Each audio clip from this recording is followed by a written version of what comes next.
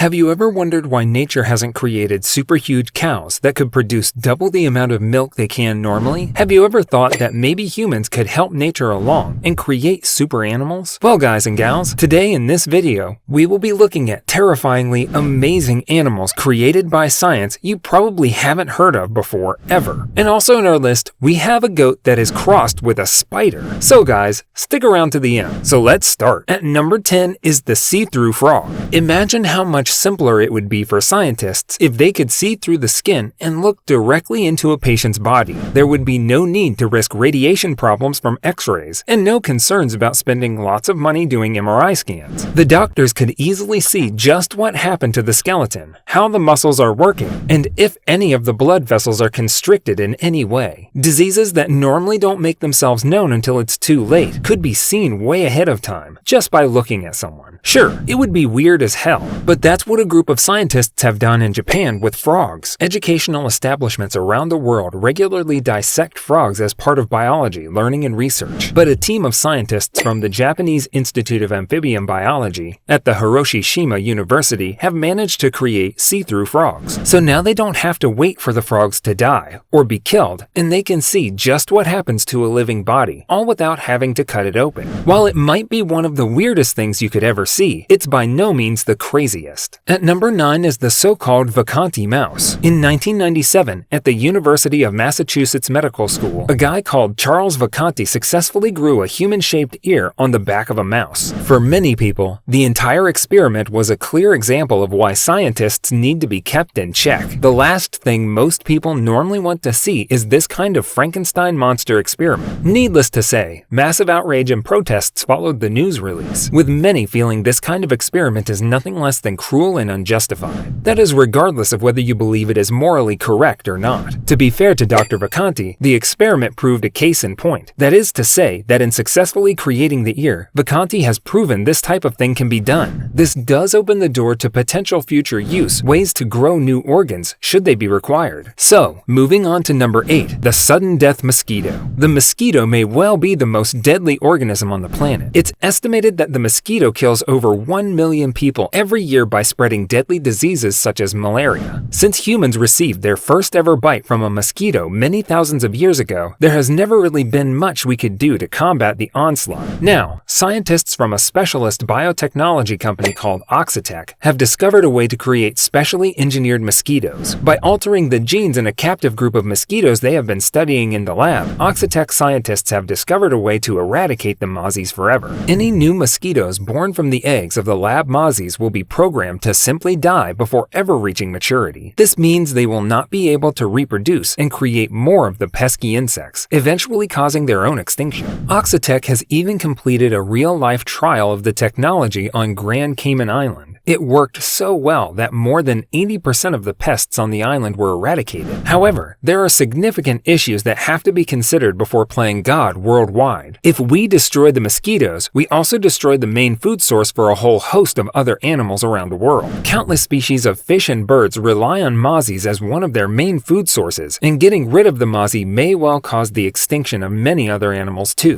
Number 7. Zombified Dogs. Not one for dog lovers? In 2005, a group of scientists from the University of Pittsburgh conducted an experiment on a group of dogs. The experiment was based on one conducted in Russia in the 1940s, whereby a Russian scientist severed the head of 6 dogs, yet still managed to keep them alive for approximately 6 hours. The Pittsburgh experiment was a little more refined, though not by much. Rather than decapitating the dogs, this time they had all the blood in their bodies flushed out and replaced instead by a special saline solution. The liquid was a special concoction of sugar and oxygen, but without any of the other things the dogs needed in their regular blood supply, they effectively died. After 3 hours of suspended animation, or death depending on your outlook to the whole thing, the scientists reintroduced the dog's blood and revived them. Unfortunately, some of the dogs were not able to be revived, but amazingly, the majority were revived successfully. Realistically, the science behind it has a number of incredible potential uses. Stab or gunshot victims that might normally die from bleeding out may in the future be placed in a state of hibernation, whilst the medical team can replace all damaged organs. It really is science fiction coming to life, but it may not be a bad thing. We shall see. Number 6. The Flowerhorn Cichlid.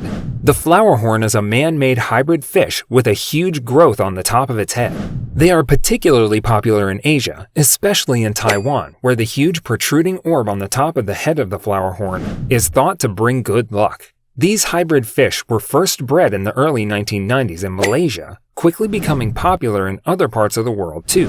But as with many unnatural hybrid animals, the flowerhorn soon found its way into the natural water systems, where it became an invasive species. Whilst this may all sound relatively harmless, it's actually causing significant problems for the fish. You can imagine, having such a huge growth on the top of your head is going to cause problems in terms of being able to see and move. The orbs can get caught in the machinery around a typical aquarium and cause issues with the way the fish might normally try to eat food. Number 5. The Featherless Chicken.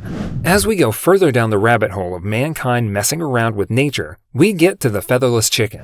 Those scientists that haven't turned to the dark side, along with the animal welfare experts, have come together to categorically confirm there is absolutely no benefit to the chicken to not have any feathers. This is purely for the benefit of humans, and in particular, the ability to make food production even more efficient than it is now. For sure, a chicken that naturally has no feathers is much easier to process as food.